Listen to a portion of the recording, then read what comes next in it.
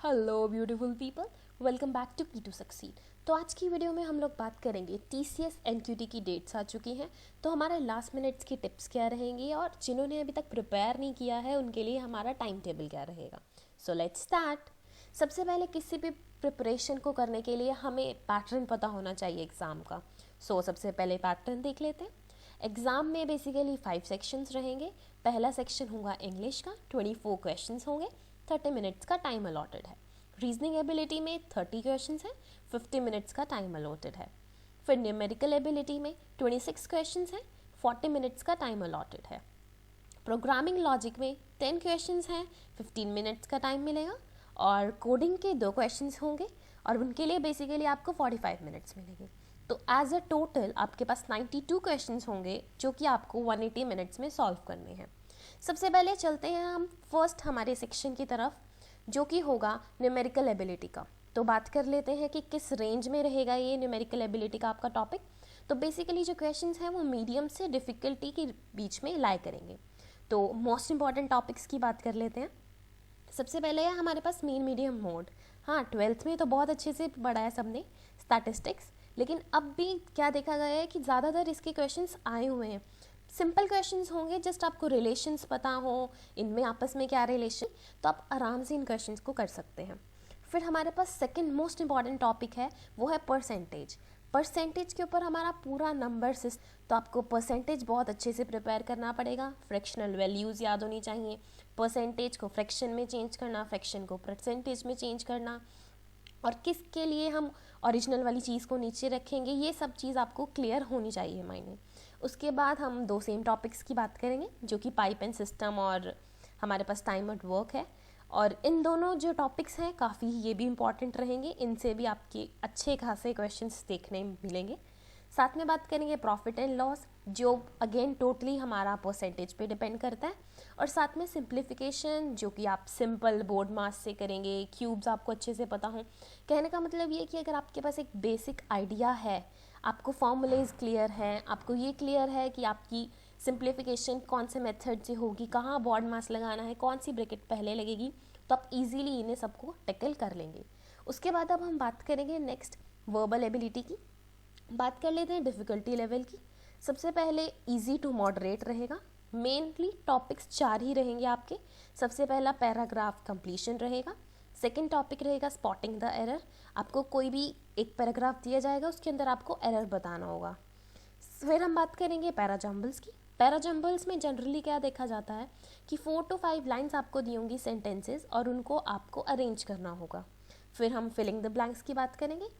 Filling the blanks में भी आपके पास सेम ही चीज़ रहेगी। जस्ट द थिंग इज़ कि आप अगर थोड़ा बहुत भी वर्बल अच्छे से जानते हैं तो आप आराम से इस चीज़ को टैकल कर सकते हैं। फिर हम लोग बात करेंगे रीजनिंग एबिलिटी की। हाँ, reasoning ability is the most important topics जो कि आपका इस एग्ज़ाम में रहने वाला है। इसकी डिफ़िकल्टी लेवल की बात करें तो मॉडरेट से डिफ़िकल्ट होने वाला है। आपके पास लगभग 50 मिनट्स का टाइम होगा और क्वेश्चंस भी काफ़ी अच्छे खासे आने वाले हैं। तो सबसे पहले बात कर लेते हैं क्वेश्चन के टाइप्स की। डिसीजन मेकिंग के क्वेश्चंस रहेंगे, अरेंजमेंट्स के क्वेश्चंस रहेंगे। आपके पास कोई भी आपको एक केस स्टडी दे दिया जाएगा कि इतने स्टूडेंट्स बैठे हैं, किसी का किस तरफ फेस है, किसी का नॉर्थ की तरफ फेस है, सर्कुलर डाइनिंग टेबल पर बैठे हैं, आपको उनकी पोजीशंस बतानी होंगी, रेक्टेंगुलर पे बैठे हैं, और इस टाइप के आपके पास क्वेश्चंस आएंगे। साइकोलिज्म की बात कर लेते हैं, तो इसके अंदर आपके पास सेंटेंसेस दी होंगी, स्टेटमेंट्स होंगी, और उनसे आपको कंक्लूजन्स निकाल के बताना होगा कि कौन सा करेक्ट है और कौन सा नॉन करेक्ट है। उसके बाद बात कर लेते हैं पजल्स की। तो बेसिकली जो पजल्स हैं काफ़ी ज़्यादा दिमाग घुमा देने वाली होने वाली है, तो प्लीज़ आप सोच समझ के इन पजल्स को टैकल करना। ये ना हो कि आप पजल्स ही देखते रहो और आपका बाकी पेपर रह जाए। उसके बाद हमारे पास एब्स्ट्रैक्ट रीजनिंग है। एब्स्ट्रैक्ट रीजनिंग सबको पता है, जैसे मिरर इमेजेस होगी, लॉजिकल हो गया। जिस चीज़ के अंदर हमारे पास पैटर्न्स होंगे, पैटर्न को फोल्ड करेंगे तो क्या आएगा, मिरर को उसमें देखेंगे पानी में, इन सब चीज़ों के बारे में हमने पहले भी डिस्कस किया हुआ है। तो होप सो कि आप इन सब चीज़ों को प्रिपेयर कर लेंगे, और टाइम टेबल की बात तो हम आगे करने ही वाले हैं। तो चलिए चलते हैं नेक्स्ट टॉपिक पे। हमारा नेक्स्ट टॉपिक रहने वाला है प्रोग्रामिंग लॉजिक का। तो जैसे कि आप सब जानते हैं, आपने डिफरेंट सब्जेक्ट्स के लिए अप्लाई किया होगा, IT programming, basic computer skills वगैरह वगैरह। तो जो लास्ट टाइम का क्वेश्चन पेपर है उससे अगर हम एनालाइज करें तो आपके पास सूडो कोड के क्वेश्चंस काफ़ी अच्छे आने वाले हैं, नंबर भी ज़्यादा होगा और टैकल भी आप इन्हें आराम से कर सकते हैं अगर आपकी क्लियर अंडरस्टैंडिंग है और लैंग्वेज पे कमांड है।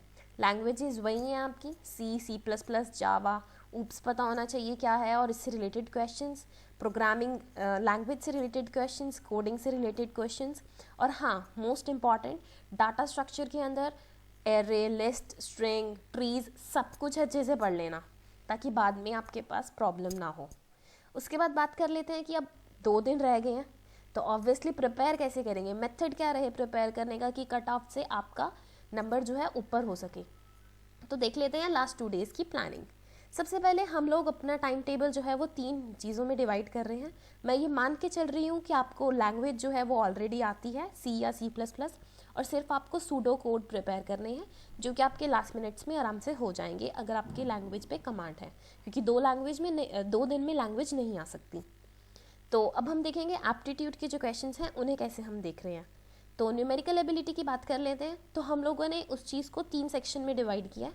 न्यूमेरिकल एबिलिटी में 1 आवर जो है वो आप फॉर्मूला के लिए देंगे, आप सारे फॉर्मूले नोट डाउन कर लेंगे, टाइम एंड वर्क के, पाइप एंड सिस्टम के, सिंप्लीफिकेशन कैसे कर सकते हैं, क्यूब्स कैसे निकालेंगे, स्क्वायर्स कैसे निकालेंगे, इनके शॉर्टकट मेथड्स क्या हैं, इन सबको आप देख लेंगे।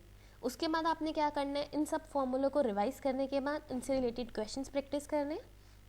क्वेश्चंस जैसे ही आपके प्रैक्टिस हो जाएंगे आपने एक टेस्ट लगाना है जो बेसिकली आपका प्रीवियस ईयर पेपर भी हो सकता है TCS NQT का, या डिफरेंट साइट्स पे बहुत सारे टेस्ट अवेलेबल हैं जो सेक्शनल होगा पर्टिकुलरली, जिससे आपको ये पता चल जाए कि किस में आपका वीक एरिया है और किस चैप्टर पे आपको मोर फोकस करना चाहिए। जैसे ही आपकी न्यूमेरिकल एबिलिटी की तैयारी हो जाएगी हम लोग हो जाएंगे वर्बल एबिलिटी पे। तो वर्बल में जैसे कि मैंने बताया इंग्लिश में सबसे मेन क्या रहता है कि आपकी रीडिंग अच्छी होनी चाहिए, बट लास्ट के 2 दिन में हम लोग रीडिंग कर करके अपनी इम्प्रूव नहीं कर सकते, तो हम डायरेक्टली बात करेंगे उस चीज़ को अप्लाई करने की। तो हम लोग क्या सोच रहे हैं कि अपने वर्बल को स्ट्रॉन्ग करने के लिए हम लोग 4 चीज़ों पे काम करने वाले हैं। इसको सबसे ज़्यादा नंबर ऑफ़ क्वेश्चंस को सॉल्व करने वाले हैं। तो हम 20 questions each from parajumbles, sentence correction, filling the blanks और स्पॉट द एरर के करने वाले हैं। जैसे ही हमारे ये 80 क्वेश्चंस कंप्लीट हो जाएंगे हम लोग फिर से एक सेक्शनल टेस्ट लगाएंगे जो हमारा वर्बल का होगा, डिफरेंट साइट्स पे अवेलेबल है, और आप लोग ये कर लीजिएगा प्लीज़। नेक्स्ट हम चलते हैं सबसे डिफ़िकल्ट टॉपिक की तरफ जो होगा हमारा रीजनिंग का। रीजनिंग में सबसे पहले आपके पास क्या रहेगा, आपको बेस आना चाहिए, हर टॉपिक का आपका बेस स्ट्रॉन्ग होना चाहिए, और बेस जैसे ही आपका स्ट्रॉन्ग होगा फिर आप स्टार्ट करेंगे 10 sets each on the topic, abstract reasoning, puzzles, arrangements, decision making और सेलोजिज्म में। सो ये रहेगा हमारा टोटल शेड्यूल। 3 हमारे सेक्शंस हो गए हैं, न्यूमेरिकल एबिलिटी, वर्बल सॉल्विंग और रीजनिंग। और लास्ट के 2 दिन में मैं ये मान के चल रही हूँ कि अगर आप 10 to 12 आवर्स, सो लास्ट की 2 डेज़ में मैं ये मान के चल रही हूँ कि आप अगर 10 to 12 आवर्स भी देंगे तो आपका आराम से 4 आवर्स में न्यूमेरिकल एबिलिटी, 4 आवर्स में वर्बल सॉल्विंग और 4 ही आवर्स में मे बी आपको रीजनिंग में थोड़ा ज़्यादा टाइम लग सकता है, आप ये चीज़ कर लेंगे। तो 12 या 13 आवर्स में आपकी लगभग इस चीज़ की प्रिपरेशन हो जाएगी। बात करेंगे फिर सूडो कोड की। सूडो कोड मैं मान के चल रही हूँ कि आप ऑलरेडी लगभग आता है और जस्ट आपको उसकी प्रैक्टिस करनी है। तो आप उस चीज़ के लिए क्या कर सकते हैं, अपना कोई भी वीडियो देख लीजिए, या तो यूट्यूब पे बहुत सारी नंबर ऑफ़ वीडियोज़ अवेलेबल हैं जो सॉल्व कराते हैं, या फिर अपनी बुक में से भी आप सॉल्व कर सकते हैं, कोई उसमें ऐसी खास बात नहीं है। बात रही अपनी लैंग्वेज की, तो लैंग्वेज में आप एक बारी सारी लूप्स, कोडिंग या जो बेसिक क्वेश्चंस थे आपके जब आपने स्टार्ट की थी लैंग्वेज, उससे रिलेटेड जो भी क्वेश्चंस हैं अपने एक बारी वो ज़रूर देख लेना जाने से पहले। एंड इसके साथ यहीं तक रहेगी आज की वीडियो, एंड होप सो कि आपको ये वाला टाइम टेबल पसंद आया हो और हमारी प्लानिंग अच्छी लगी हो। अगर आपको ये प्लानिंग पसंद आई है तो प्लीज़ कमेंट करके बताना, और जो नेक्स्ट वीडियो आपको जिस चीज़ से रिलेटेड भी चाहिए तो वो भी मुझे बता देना। And all the best for the exam. Bye, thank you.